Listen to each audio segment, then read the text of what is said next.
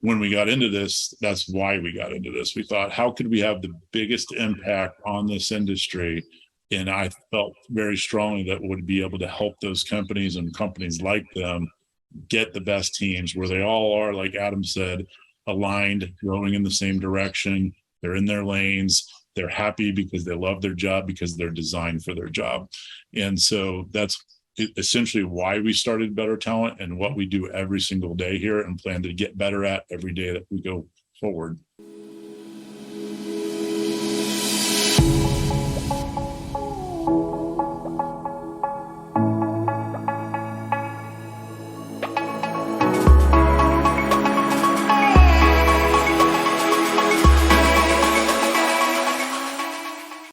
Welcome back to the Bombshell Business Podcast. I'm your host, Amber Hurdle, and I'm always excited about every single episode. Y'all know I'm very easily excited to talk to smart people and smart friends, and today is no different. I'm not even really going to do a whole lead-in with like a bio or anything like that, because we're going to kind of get into what this company actually does. And I actually have multiple people on the show today because they're all my people. I love these people so much. They're so great at what they do, and our businesses complement each other so well. I get a front row seat at the magic that they create and the experiences that they absolutely shift to strengthen the businesses all over the world, mostly in the United States, but very special group of people who have very big hearts. I'm happy to call all of them friends. So let's kind of just get into things. Today, the team of Better Talent is with me on the Bombshell Business Podcast. And I'm going to just cut straight to Steve Trover, who is the CEO, founder, visionary of Better Talent, and just dive a little bit into how this company even existed, because there is no other company like it. So buckle up, friends. Steve. Hi. Well, thank you, Amber, and thank you for having us on. Better Talent is a subscription-based talent acquisition company. You're like, what does that mean? Well, we help companies identify and hire the best people for the seats in their organization. And so we work very hard in doing things that maybe they don't have the time to do in their business. And we help do that through a lot of different technology that we use on the behalf of our clients. But we also work with them on their strategy as it pertains to people. Yeah. So just to kind of like boil that down a little bit more, because talent acquisition, like some of these words seem big, corporate-y to some people, but your sweet spot really is with that small business, middle market business that doesn't have the resources, human or capital, to have like the big talent acquisition team of all the different layers that like a traditional HR department would have in order to go out and find candidates. So you're not we put something out on Indeed and we're traditional recruiters and we'll hope for the best, right? Absolutely. The biggest thing is, and I've been running small businesses for 3 decades, and it's tough, right? You have to do a lot of things really well and challenging to find talent and really spend time from a marketing perspective, driving applicant flow, getting as many people into the mix as you possibly can, and then going through all of the processes of screening applicants. That's very time consuming. And then figuring out who should be considered as you go through that process. And so we do all of those things on behalf of our clients. There's also a lot of tech that's used in talent acquisition today. And we have an enormous tech stack like most of our clients do to run their businesses, but we use that part of it and we kind of help them leverage the technology that we use so that they don't have to, right? We feel like companies don't need just another technology platform that they have to leverage to be able to do it. So we do that for them and make it simple. Awesome. Yeah. So if we get in the Wayback Machine, you and I met because became Predictive Index certified partners. And I was all about the internal experience and the brand and all that kind of stuff. And you were really more about the recruitment and the attraction side, which I want, nothing to do with as far as my day-to-day. Obviously, I support that in the work that I do. But there was a moment where you're like, this ain't working anymore, people. Like, what was the breakdown that made you go, I'm going to have to create this blue ocean strategy, completely new way of attracting talent to businesses? Yeah. So prior to COVID, we were going around the country and we were training our clients on leveraging behavioral profiling. And, when COVID hit or just prior, started looking at what those clients were doing with the platform. And frankly, just like I said earlier, small business owners and even mid-sized business owners are so busy running their day to day that even though they went through the training, they weren't necessarily able to use the platform or really understand it and understand, there's a lot to understand with behavioral profiling, cognitive testing, and those things. And so most of the time we'd go back and find out that they weren't doing the things they needed to do to really leverage the technology, leverage the science to find the right people. And so it was like, you know what, we're going to have to do this on behalf of the clients. And that was the reason that Better Talent was launched, was knowing that this was a critical thing to do to help them find great talent, but they just didn't have time to do it. And so we were built to do that for our clients. Yeah. And what a great use of your behavioral profiles. So, because you and I are basically the same person on paper, even though we had a lot of differences, but we're kind of ringtail tutors. And very comfortable with risk, very fast paced. And like, that's the personality that's going to just completely create something out of thin air and be like, it's fine, we'll figure it out. And you did. This is just like crazy. You're changing lives. So let's move to Adam, because obviously, you have to actually execute as well. Not that Steve can't, we all have learned behaviors, but for anybody who speaks EOS, and trust me, we can get lost in this discussion in this group. Okay. So we're not going to go there. But you're the integrator. You're Mr. Get Things Done. You're Mr. Chop Chop. You're Mr. Follow Through. You're Mr. No Ball Will Be Dropped. And so can you walk us through, like, let's just say that I'm a new customer. Like, I meet Steve at a conference. I'm like, oh my gosh, yes, please help me. I'm in this talent puddle and I cannot find talent and I don't have the time anyway. So what happens? Well, once the customer's onboarded, we introduce them to Corrie. And Corrie takes it from there. She's really the one managing the account. She's making sure everything happens. We instantly have a call with Stephanie, with the talent relationship team. We're talking about anyone that she's currently talking to that will be a good fit. We talk to the sourcing team, the mining team, all the teams start executing on finding the right talent for that role. Awesome. And so, like, what are some of the common problems that people present to you? Like, where are the key frustrations when people are looking for this kind of support, this level of support? I think it depends on the size of the company, but a lot of companies, someone's wearing multiple hats and they're wearing that hat as a recruiter or someone acquiring new talent. It's a lot of work. You got to post on multiple job sites. You have to build the job descriptions. You have to really decide and have a lot of strategy around the hiring plan. And, we want to take all of that off their plate. Yeah. And I love that part too, because obviously I'm a strategy person and, a lot of people just willy-nilly will be like, well, I posted on the Facebook page, nobody's answering, so like that is such a miss. And what I love about what you all do is you do have like this, I'm going to call it complex because nobody needs to worry about like how the sausage is made, but it is a very complex total solution that you all have with all of the technology and all of the human touches. Like, it's not, everything is so warm with y'all, which to me as a business owner would be very important. So Corrie. Hi.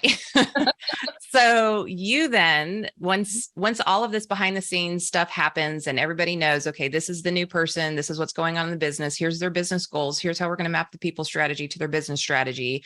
And then you take them on. Like, what does that look like? How do I get onboarded with Corrie?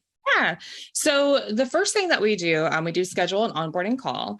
And what I really like to do, that's really my time to really get to know the client, the company, and their culture. Yeah. So, I kind of disguise it as I'm going to take you through this onboarding of what we do, but really, I'm really listening to what they're saying, where there's been misses as far as their hiring goes. And then I really kind of dive into just like, how did you get here? What issues are you having for real? Tell me about the hires that you've made and what didn't work. And then, it's really all about just kind of connecting with them and really getting a feel for the company. Because when we do build out that predictive index target, we're not just building it out to just the job duties. We're also building out to, who's going to work well with other people, how is this person going to fit with a team? So there is a lot going into that sausage, and there's so much happening in that onboarding call that, it's not just, this is what they do. It's also just me getting to know you and what your company needs and where we really can, put somebody in there. Yeah. Fit to hire, fit to team, fit to leader, fit to culture. Like there's so much that goes into this to make sure that that person that you're hiring is going to stick with you, because they're going to be like, oh, these are my people. This is my jam. Like I'm made to do this kind of work. And that, like that longevity that comes with that, especially nowadays, is so important. So you're a good listener. Yeah. And you can learn a lot in there. You can learn a lot just, hearing that initial call and just what they're needing in that position. So, a lot of times they come up with just, these are the duties, but then I kind of want to know, but really, what are the duties and really that we're doing? So, yeah. Other duties as described. Let's lay those out. But why do we want detail-oriented people? So that's what we do. Yeah. And there are so many of those like key terms of like, I'm a people person. I have great attention to detail. And it's like, really? Right. Really? Everybody puts their best foot forward on their resumes. Me being a specialist in predictive index, I would never sit there and say that I get, I love the details, or I would never, I would say I'm detail oriented, but I wouldn't say I like them so much. It takes me forever sometimes to get through things, but those are the things that we, figure out when that happens. Yeah. So you're kind of like loving them with some, deep self-awareness. Yeah. And the deep self-awareness of like, where is this company at this season? And I know I have to have a lot of conversations about this of like, I'll do employer brand review with somebody and they offer me all this information about who they want to become. And I'm like, that's cute. That's called a goal. That's not reality today. Let's just be real so that we can start solving problems so we can get you there and not just talk about it, like actually get there. And I hear you, like, that's your jam. Yeah. Absolutely. And you're also an action taker. So chop, right? we try to do it quickly. Yeah. But yeah. So then so now you understand all of the needs. And now you're like, okay, this is exactly what is going to set this customer up for success. And then we have Miss Stephanie, Queen of People over here, like the beloved, who is, and for those of you, that's a how to fascinate term, but Stephanie was literally made to love on people. Like that's what is in her DNA. And so tell me about like, what is your day-to-day like? It's pretty fun. It is pretty fun. I get to talk to people all day long and I love it. Similar to what Corrie does, I ask a lot of questions on the calls, or if we have a Zoom call or whether it's a phone call, ask a lot of questions and really listen to what they're saying. Listen to where they've come from, listen to what they've been going through, if they've just lost their job, if they quit on their own accord, or if they've been out of the workforce and they want to get back into it. I really try to delve into where they're coming from, what they're looking for, what they're not looking for. That's a question I ask a lot. Like what made you unhappy in those roles? What didn't bring you joy? What makes you happy during the day? So I ask kind of deep questions too, and I really listen to those answers. And as we're talking, I have a page of notes on everybody I talk to. And because that's what I go back and refer to. When Corrie and I are talking, she and I talk on the daily about people that I'm talking with, about new roles that are coming up. And we're trying to kind of play matchmaker between the two. Absolutely. Every day we talk about it. And that's so cool because you have like Corrie over here who's like, she's like team BT customer, like the hiring company. Like you are completely focused on finding the right people for them, but you cannot do that without Stephanie because Stephanie's full-time job is to find the people. But you're not just like, oh, you need this person, let me go hunt for somebody. You are constantly every single day looking for available talent. Can you kind of talk me through that process as well? Yes. Well, I live on social media as well. LinkedIn is my new best friend. And because, lots of people with the open to work, which is hard to see because that means generally something's happened. But I try to make contact with them right away. Let them know that I'm on their team. We can help. Our team can help them find a nice soft landing place as their next step. So yeah, always on LinkedIn. We have a huge database. I go through that every single day, looking through resumes, looking through the videos that people do, and trying to pull them out and match them with certain roles that we have. Yeah. So, and let's just be real in today's like, bot world that we live in, the candidate experience is so bad. It is so bad. And they've just lost their job. They're uncertain about how they're going to pay their bills. There's a piece of their humanity that is like missing. I mean, you're already emotionally in this place. You might financially be in a bad place. There's so many things going on. And then you apply for 100 jobs and hope that the words and the terms that you use in your resume get read by the right, AI software. And then maybe you're going to get a call, or maybe people wait weeks to find out like how their interview even went. Like, it's crazy train. I don't know how any company thinks that's a great way to hire. You changed that game, your experience. So Corrie's like, hey guys, we're going to take care of you. And then Stephanie, like, you're creating this relationship with talent where they know. Can you tell, like, what's the process? Like, once somebody's in the running for a particular job, like, you present them as an option to a customer. Like Corrie says, like, here are your options. Here are some good candidates for you to review and make a choice from. What is that like for you and the candidate? For me, once we talk through different options, they look at our job board. I talk through some different roles I think they might be a good fit for, and they say yes or no. If they say yes, I immediately am on the phone with Corrie or texting Corrie. She's going to look through their information and send them through. And I just kind of keep in contact. I mean, I touch base via LinkedIn. We text. I just kind of touch base, see where they're at, see if they're interested in any other roles. Yesterday, I was on a call. Someone texted me and she said, hey, can I call you? I have a question about these 2 interviews I just had. I'm like, yes. So she called me. We talked through it. I asked her how she was feeling about both. She was leaning one way. The other way didn't feel so great to her. So I'm just constantly ready to accept those calls, to accept those texts, and people just like to talk. They want to know that someone's listening to them. It's hard looking for a job. It's so hard. It's so hard. It's daunting. It can be scary. If you don't know when your next paycheck is coming, you've got bills. There's just so many things, especially if you have a family. There's just a lot.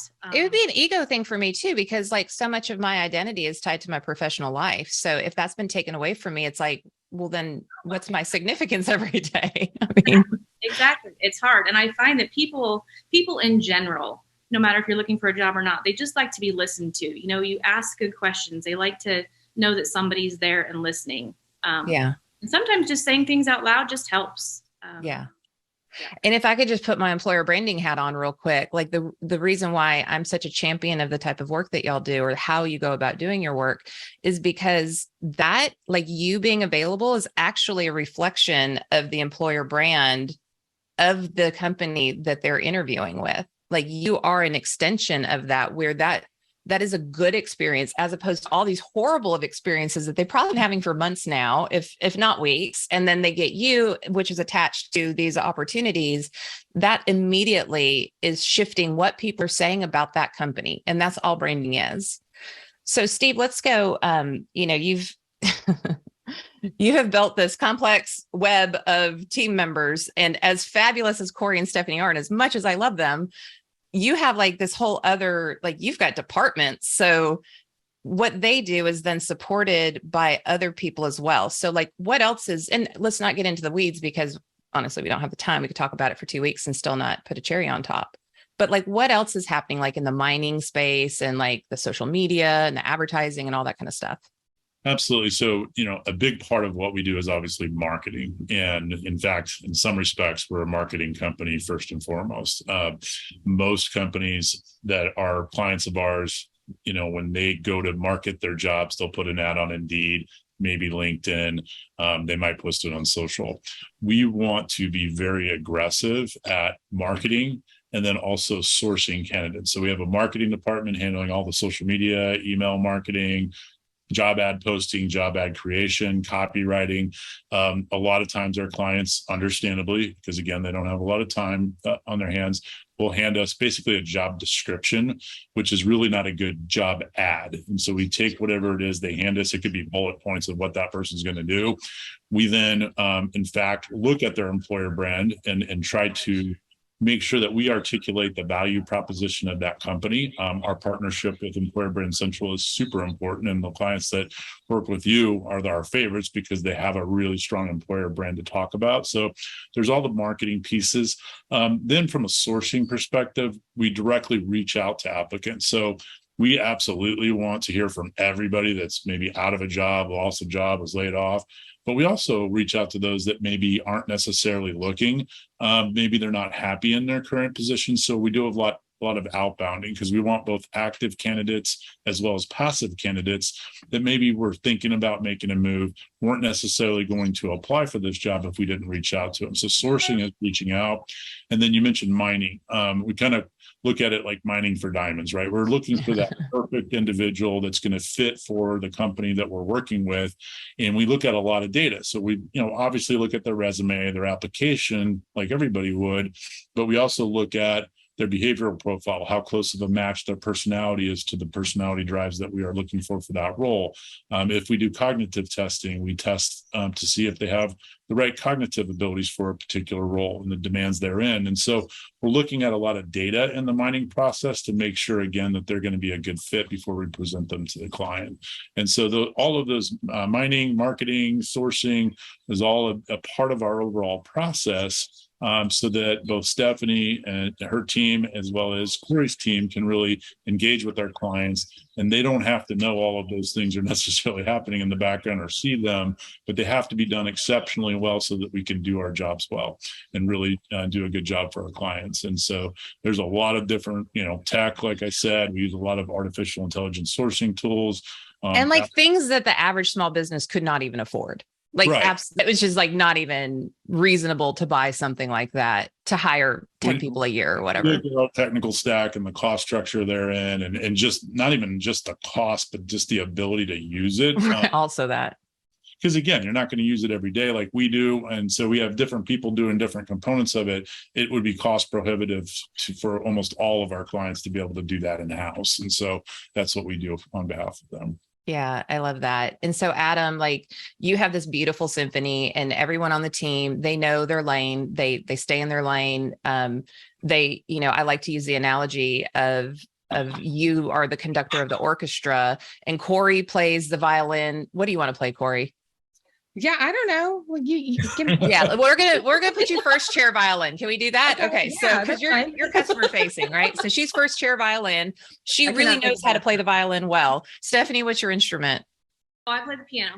That's right. Okay, so you're gonna play the piano. So she's got the melody going. That's perfect for this too, because you've got the melody. You're setting the tone, all that kind of stuff for all of the different candidates, but they don't know, and all of the rest of the team all over the world, they don't know how to stay and play together at that perfection for a perfect symphony without a conductor of the orchestra. So your leadership, your management, your accountability, your culture, can you talk about what that means for you? Because this is a you eat your own cookies, right? So you're telling people here's how you should be treating your employees and here's how you should be leading them to have a good employer brand and a successful business and hit all your targets, but you do it day to day. Can you talk us through that?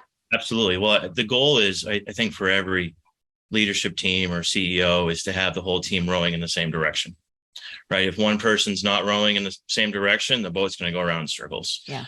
And, and there's one thing for it to go a little off track and get back on. That's going to happen, right? The water's going to get a little more rough some days. Things are going to happen we're not expecting. But the goal is to keep everyone in their lane. And really, when you do that and someone's in the right lane, they feel happy too, right? When you have someone who has a gift and they're in that role where they can use their gifts, they're empowered, right? They feel good. They feel happy, and happy employees mean happy customers, and then we're all happy as a company. And I think that's always been my goal, is to keep everyone happy, but at the same time in their lane working and having purpose. And core values is so important. We have ours up here, and we always have them up there, and we make our decisions around those, and we hire around our core values. And, that's one thing I love about working together with you, Amber, and Employer Brand Central is that you come in, you help companies if they don't have core values to put those in place. And not to talk too much about traction, but traction helps us a lot. Steve and I, we actually met. That's how we met was, we were talking about traction. And the first thing they say to do is to put core values in place when you start a company. And so everyone on the team, Corrie, Stephanie, all of our other employees, we hire around these core values. That is part of our interview process. And then making sure people are in the right seat on the bus. And that helps our success a lot. I think that it's not only helping our success as a company, but our culture. It helps us create a great culture. And then we have fun because there's no one upset if we're living out our purpose every day and we're living out our core values. It's like we're a family. So, yeah. And I love that. And there are the people who don't have those guiding principles of their values or their mission or their vision or anything like that. And then there's people who are like, oh yeah, didn't the consultant do that with us like 5 years ago? Like, wait, let me look at my drawer for where did I put that? But you all actually, everything is guided by that. And that's what creates a strong culture, is like always making decisions around your core values, your mission, your vision, your daily success markers, I could go on for days about this, but you also have a lot of recognition built in just inherently, naturally. And you also do obviously a ton of professional development. So in your one-to-one meetings and your group meetings, you have offsites. Like, walk me through that process a little bit. And maybe, Steve and Adam, you can tag team on this. Well, I know, Steve can speak more on this about predictive index, but we're always looking at each other's personality types and making sure, everyone's different and we're all special in our own way. And, we all have strengths, but everyone has a weakness too. And we don't focus on the weaknesses as much as the strengths, right? And our team is, it's not just about Steve and I, it's the whole team. That's how you win. The best teams win, and we're a team. And as we continue to grow, we're going to continue to grow with the right people in those seats. And predictive index has a lot of great tools that help you from that, growth perspective. Steve can probably speak a little more to that. Yeah.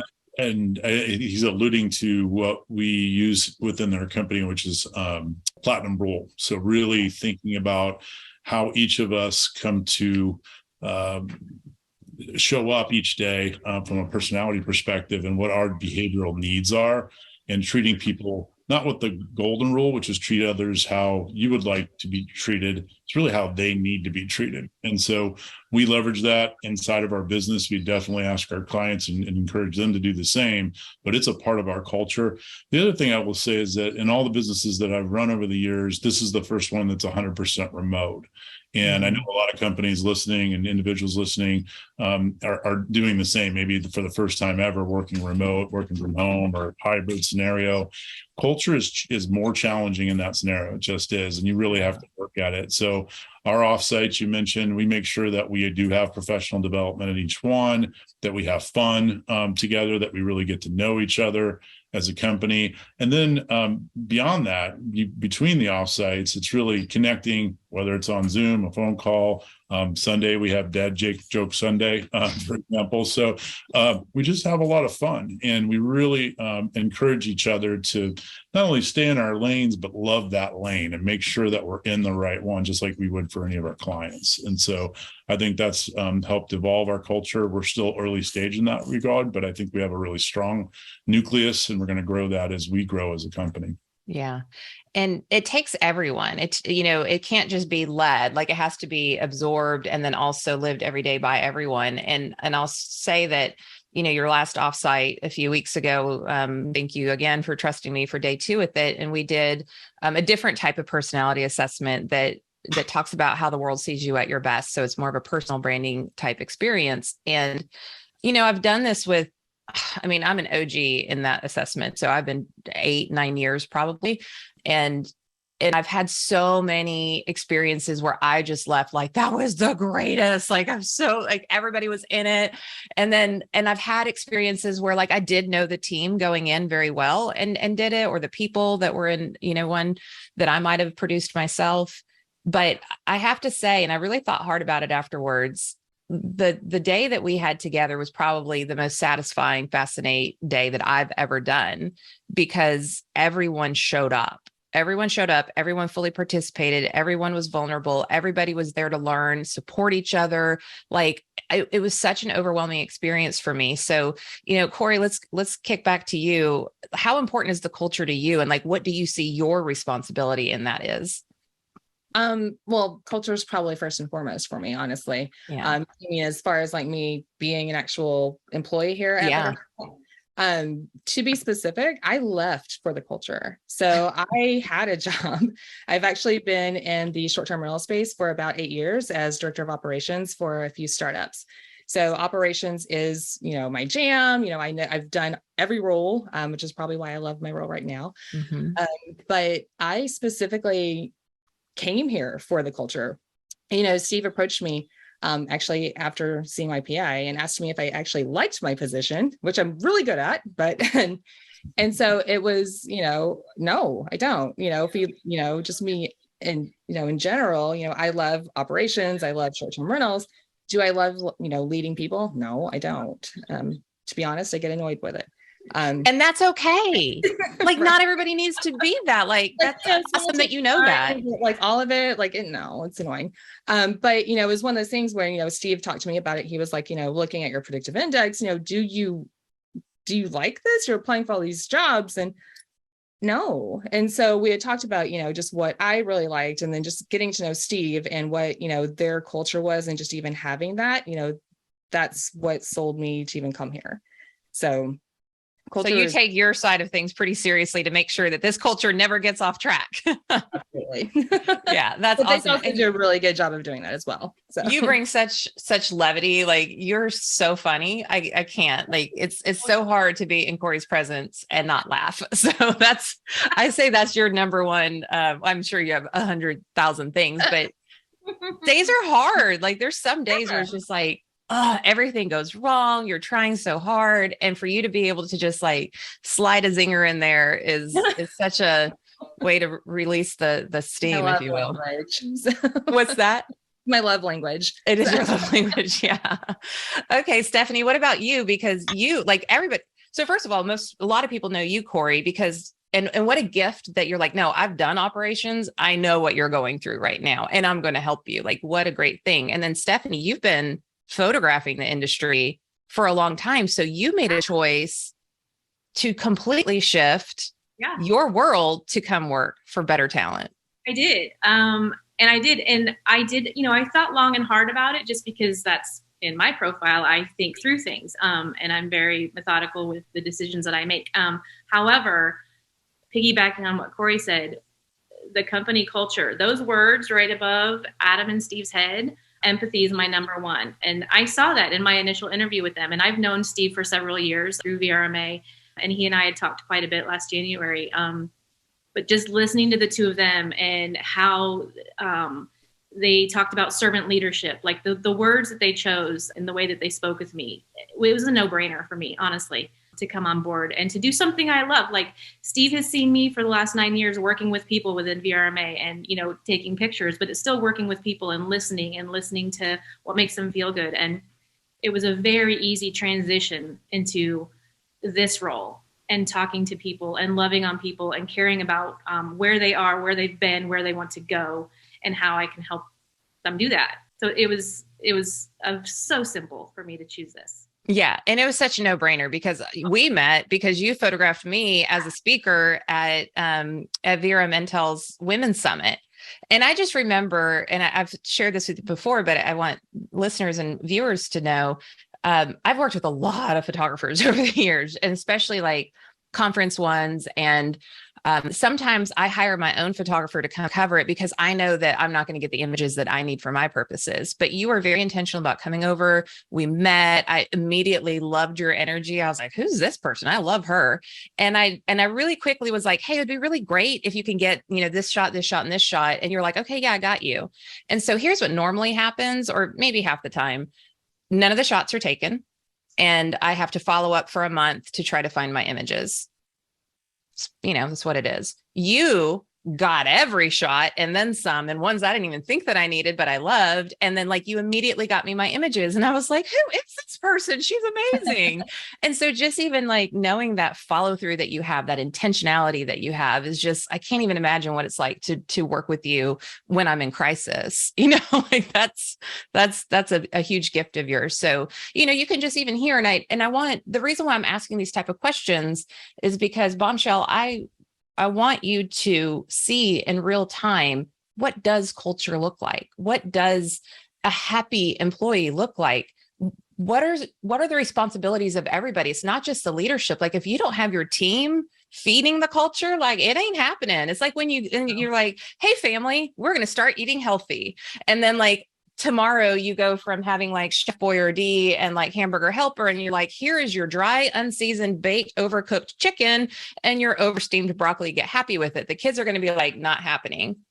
Like you have to get the buy-in of the family. Like, okay, well, what do you like? Like, would you want this kind of food or this kind of food? Like you have to get the buy-in or the whole family will not be eating healthy. You will be back on Hamburger Helper on day 3, right? Am I right, moms? True. Yeah. So this is why I'm really wanting to unpack this side of things, and just show, it takes everybody. It takes everybody to make it happen. So let's talk a little bit about, Corrie, let's go back to you real quick. Because I need you to help my people too. All right. What would you say is the success factors, like a few things that the companies do that end up with the best talent? Like everybody gets talent, Right. but the companies that you work with, you're like, you get the winner every single time. What are they doing differently? First and foremost, communication. Really communicating what it is that their team needs, what they're lacking, why they're having such a hard time finding somebody. Again, that happens in our onboarding call. Just kind of getting a feel for that. Definitely really working with me. So when as Adam said, or was it Steve? I'm not sure. I'm sorry. Whenever we get the job ad, we optimize it. So we really want to optimize it to that applicant that we're looking for. So again, hearing all of that is just a way for us to build up around that. So, communicating with me, those things. And then also really following up with those applicants that we send to you.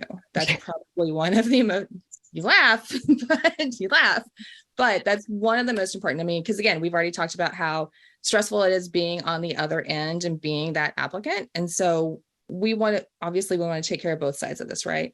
So we're sending you talent, but we need you to communicate with them and follow up with them as well. So ASAP. Yeah. Because, I've been in that seat before. I've, waited months and hear back later. So, just keeping that communication open and letting them know if we're doing interviews, that's super, super important. So just staying on top of that, that's probably number one. Obviously the job market's super competitive. So if you sleep on that too long, somebody else is going to scoop them up. Yes. I was talking with the leadership team and then the HR team of a client of mine yesterday. And I was asking very specifically, because we were working on their talent or their recruitment marketing strategy. And so I was asking their HR leader, like, okay, well, how long do you take from the time that somebody raises their hand and says, I'm interested, to reaching out to them? And she was like, and she came, so this is a medical company, but she came from food and beverage. So like hardest industry ever to recruit for. So I'm like, okay, I already kind of think this woman has chops, but she was like, 24 hours, like, or they're gone. And I'm like, oh, okay. And I was like, okay, so from the initial phone screening and the interview, what is that? And she's like, 48 hours. I'm like, oh my God, I love you. Like, can I put you on blast for everybody to know this, because they're going to lose them. Well, and it's, you need to understand too, you're probably not the only company they've applied to, right? Right. Yeah. So, back to the platinum world, like get out of your world, right? Get into their world, right. See it from their side and lure them in by honoring that. Right. Absolutely. Yeah. So good. Steve, I've heard you speak on this before. I feel like maybe, I don't know, it was a presentation or something. But you really talked about like your history in the industry and like your observations around like who's the most profitable, who's the most, who grows the fastest, who hits their targets. Like, can you talk us through that? Yeah. After 25 years in the same industry and getting to meet people all over the country, all over the world that operate and look at the different markets, when I look at the market leader in a particular location, for example, they all have one thing in common in every market. It's not the technology they use that's important. It's not, their strategy. It's not their vision. It's not even the properties that they manage. It's their people. It really comes down to the team. The companies that have the best teams are the best companies, period. Right. End of story. And so when we got into this, that's why we got into this. We thought, how could we have the biggest impact on this industry? And I felt very strongly that would be able to help those companies and companies like them get the best teams where they all are, like Adam said, aligned, rowing in the same direction. They're in their lanes. They're happy because they love their job, because they're designed for their job. And so that's essentially why we started Better Talent and what we do every single day here and plan to get better at every day that we go forward. Yeah. And I think that's, if I can just pull a little side note out of that for my listeners, Bombshell, you don't have to do the thing in the industry. You do not have to be the orthopedic surgeon. You can start a business that serves orthopedic surgeons and their practices. And that's what BT is doing, is like, oh, whoa, okay, hold on, wait a second.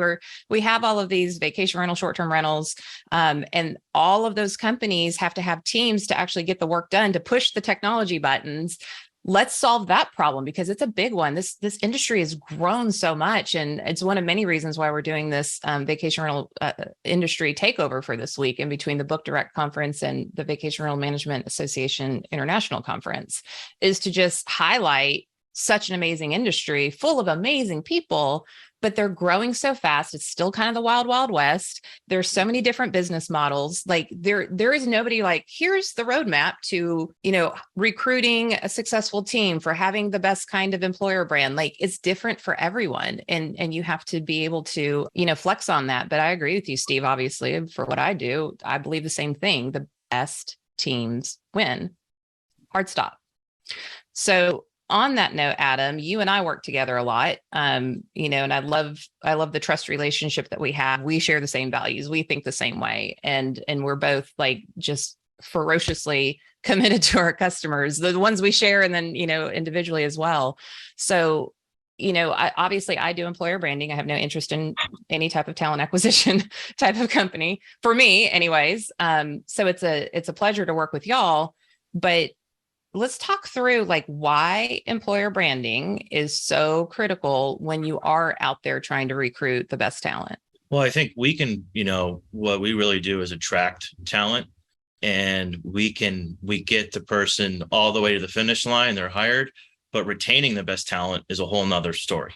Mm-hmm. Right. And I think that's where we're really excited about our partnership together, because that's where Employer Brand Central really comes in and helps with that retention piece, with building out the culture and the core values and all of the ways to have that fun, happy culture, but still hold everyone accountable to get work done. Because it's a dichotomy, right? It's everyone needs to be held accountable and get stuff done, but we want to have fun and have a great culture at the same time. Yeah. And I think that's where what I've noticed with our partnership is you come in and you really help leaders do that with their organization. And a lot of our customers, they, initially when we start working with them, there's not anything about their employer brand on their website. There's nothing about who they are. There's no pictures of the team having fun or core values or talking about why you should work here. And a lot of people, especially in this time, going through everything that's happened the last few years, they're not looking just for the money. Right. The money is not the number one priority. No. The culture is that's the most important thing. People want to feel purpose. They want to feel that they're valued. We've all had bad bosses. Everyone on this call is a bad boss, and we don't want that anymore. Everyone wants to have a good boss, and they want to have fun coworkers. They spend more time with their coworkers than their own families a lot of times. And if that's not a fun place to be, it's not about the money. So, and I'm saying all this because that's the need that and the problem I think that your team really solves. And so we do a great job at bringing the talent to companies and you help them keep that talent. Yeah. And that's even really important. On that talent acquisition side, when I do the walkthroughs with your pro clients, and it's like their website is amazing, and maybe they have like their culture on there, and everything that I look for on a careers page might have checks in those boxes. But then I'm like, well, let's look for evidence of that not on your website, like not you saying we're so great. Let's look for evidence for that. And so I walk them through all over the interwebs, and I'm like, no evidence, guys. There's no evidence. So if I'm a savvy Gen Zer and I'm wanting to have an emotional connection, because that's what branding is, it is driving choices through an emotional connection, or that's how I brand, at least. And so if there is not evidence through Glassdoor, through social media, through LinkedIn, through all the different kind of markers that I quickly walk people through, then they're going to like maybe be like, I don't know, I've had a bad boyfriend before and he sure told me he was great. Turns out he was not, and he broke my heart. Same thing with, right? And so, don't agree. Yeah. Yeah. I mean, I say, like, if you're recruiting, you have to think like a marketer. And when you're onboarding, you have to think like a cruise director. Like, here's where everything is. Here's, like, let's make you comfortable about this journey we're about to take. And if you're missing one of those pieces, like, it is the same thing as traditional marketing. You can say you're the greatest thing on the planet on your website, but if you don't have backlinks to generate SEO, and if other places aren't saying that you're great, and you don't have peer reviews somewhere to be found that's not like on your website, am I really going to trust you these days? Probably not. So whatever you're doing in marketing over here, I say PR and HR need to be BFF, and you can say PR, marketing, branding, all that kind of stuff. So I love the intention that you put behind that, obviously, because that's the drum I beat every day, but it matters. Yeah. Do you get any feedback, Stephanie, when people are like looking and be like, well, I don't know about this place because, or Corrie, either one of you?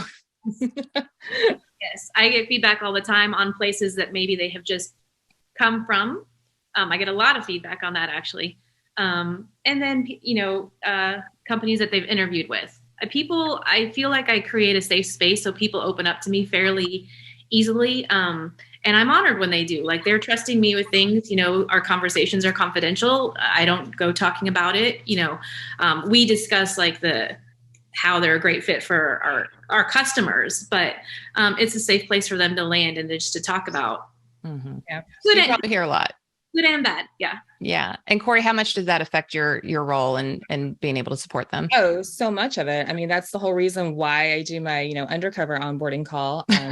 I am actually, almost selling these clients to, Stephanie's talent, because she's got people that are coming in, they want specific positions, they want to be in specific cultures. And so it's up to me, when we kind of work together and fit them into where they want to go, because a lot of times, especially if it's a newer company, applicants don't know about them. And so that's where Stephanie and I really get together and really discuss that. And so we really want to make sure that we're connecting the right applicant with the right company. So it is matchmaking, just like any branding marketing effort is attracting your ideal customer. You need to attract your ideal candidate. Yeah. Awesome. Anybody can do a resume and actually do the work, but it's a whole other thing to be, part of that company. Yeah. So that's where she and I connect so well with that. Yeah. Now we're all going to Burma in Las Vegas, but the Better Talent booth has a little something going on. So who wants to talk about that? Go for it, Ed. Giving away an iPhone 14 Pro. Awesome. Raffle. So that would be cool. We're going to do shots and shots. So we're doing headshots and we're doing Nespresso shots as well. We have a lot of other fun things we're going to do too. I'm sure Stephanie might be able to add a lot about the photo booth. Tell us about your photo booth, because I love your photography. Yeah. This is something that I've been doing at VRMA. This is my 9th year. It's awesome that now I'm doing it with Better Talent. And so people can come see us, come to our booth, and we do headshots and have fun with it. It's not a, stand up, smile, boom, you're done. I mean, anybody who knows me or who's worked with me, right? They know it's a fun experience. Corrie's back in the background, showing them the different poses to do. This is not glamour shots. This is not Olin Mills. Yeah. And then like, I think the cool thing too is like, there are so many virtual teams that are attending. And so like, get your squad together, like get a schedule, make sure that your team, while you're in the same building, can get a team photo, like a fun one, right? Yeah. They can come to our booth to do that. If you have, I will say, if you have like a big team, if you're bringing 20, let's go to your booth. That way we've got your brand, we've got your name on it, and it fits with what you're looking for. So yeah, we can do either one. We're excited about it. I love it so much. Okay. So before we talk about all the different ways that you can find better talent online, Steve, I'm going to give you this one. I always ask every single guest, and I have many of you today. So what parting piece of advice would you give to a bombshell, a bold, brave, unwaveringly confident woman in business? If you're listening to Amber and you're on this podcast, so you do, I'm sure you've heard this, but really understanding yourself first. Self-awareness, I think, is the most powerful thing that you can have as an individual today to be brave, bold, and confident. Obviously, we are not afraid of brave, bold, confident women, as you can clearly. We encourage that every single day. But I think self-awareness helps you understand who you are so you can be brave, bold, and confident. And I know you preach that, but I can't add anything else to that other than to say, really focus on that. It's helped me throughout my career. We encourage it as a culture within our company. We encourage it within our clients, but I definitely would work on that and focus on that. It's not a destination, it's a journey. Mm-hmm. No one arrives at self-awareness completely.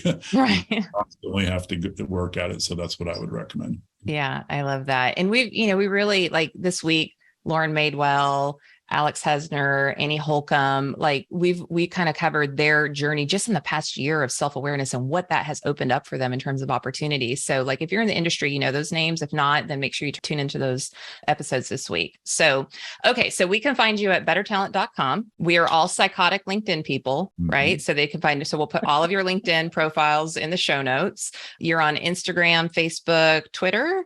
Yeah. Okay. So you can follow there. You have a jobs board at bettertalent.com. You sure do. And you can actually sign up for job alerts there. So if you are looking or interested in seeing, opportunities that are out there, sign up. We send that out every week to the entire industry, huge database. So we'd love to have you be a part of that, but definitely reach out to us on LinkedIn or the website. And then they can book a demo with you and kind of walk through the process. And even if they're not, because you're very, very focused on the vacation rental industry, but you do hospitality. And I've seen you kind of veer off in like tech and a few other areas. So like if somebody wants to have a conversation, you'll tell them if you're a fit or not, right? Absolutely. And frankly, what we do works for any industry.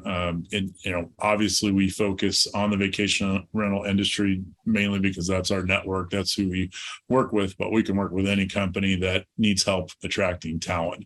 When you book on the website, you're actually booking specifically with me. I like to meet with every single potential client first and foremost to really get a deep understanding of their company, their needs. So know that when you book with us, you're booking with me.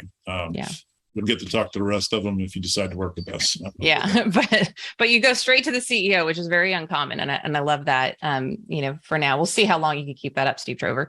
Yeah, you're like, who needs sleep? I'm doing this. Like, obsessed about business. What are you talking about? Well, first of all, thank all of you for being on the show, for sharing your light, for trusting me, for advocating for things that I love to, and just for being really amazing people who make a big impact in the lives of people and businesses. Thank you. Thank you so much. Great. So bombshell. I hope you learned a lot by unpacking all of that. Even if you're not ready for a better talent or it's not something that you want to pursue, I hope you learned a lot from them on how you can impact your own recruiting efforts and attract the right talent so that you can have a winning team as well. They've given so many good nuggets today. So pay attention to that. Pay attention to the culture. Write me, amber@amberhurl.com. Let me know what you learned from this, or if you have any questions for me, because I can certainly help with that as well. Be sure you go to bettertalent.com. And of course, always I need to ask you to go over, leave a rating and review so that other bombshells can find this podcast easily and see that it's worth their time, because I do treasure that you take anywhere from 30 minutes to an hour, depending how long we go, to spend with me and my guests to learn and invest in yourself. That is what makes you a bold, brave, unwaveringly confident woman. And I will see you on the next episode.